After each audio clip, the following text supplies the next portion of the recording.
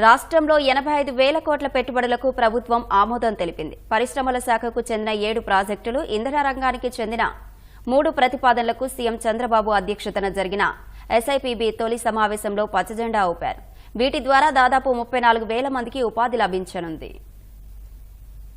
Restart ఏపీలో భారీ పెట్టుబడులకు తొలి అడుగుపడింది. పెట్టుబడిదారులు ఆంధ్రప్రదేశ్ బాట పట్టారు అనేందుకు సూచికగా అధికారం చేపట్టిన 5 నెలల్లోనే భారీ పెట్టుబడుల ప్రతిపాదనలకు కూటమి ప్రభుత్వం ఆమోదం తెలిపింది.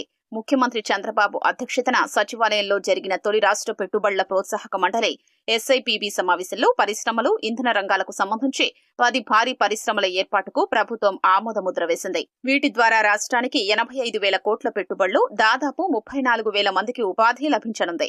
రాష్ట్రంలో పరిశ్రమల ఏర్పాటుకు మార్గం సుగమం చేస్తూ ఎస్ఐపిబి సమావేశం అనుమతులు మంజూరు చేసింది.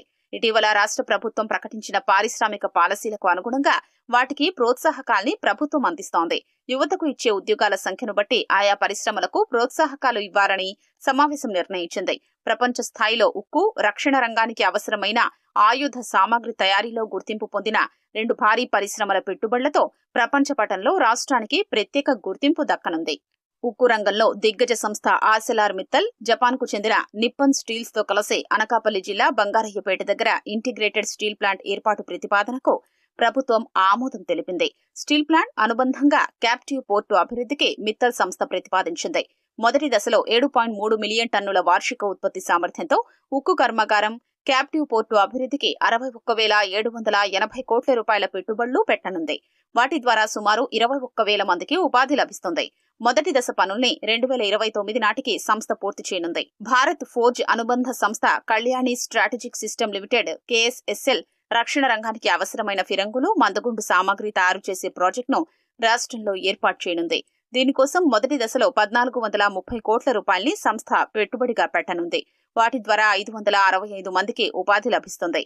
రాష్ట్రంలో తయారు చేసిన మందుగుండు సామాగ్రిని పలు దేశాలకు ఎగుమతి చేస్తారు. శ్రీ సత్యసాయి జిల్లా మడకశిర వద్ద పరిశ్రమ కోసం భూములు ఇచ్చేందుకు ప్రభుత్వం ఆమోదం తెలిపింది.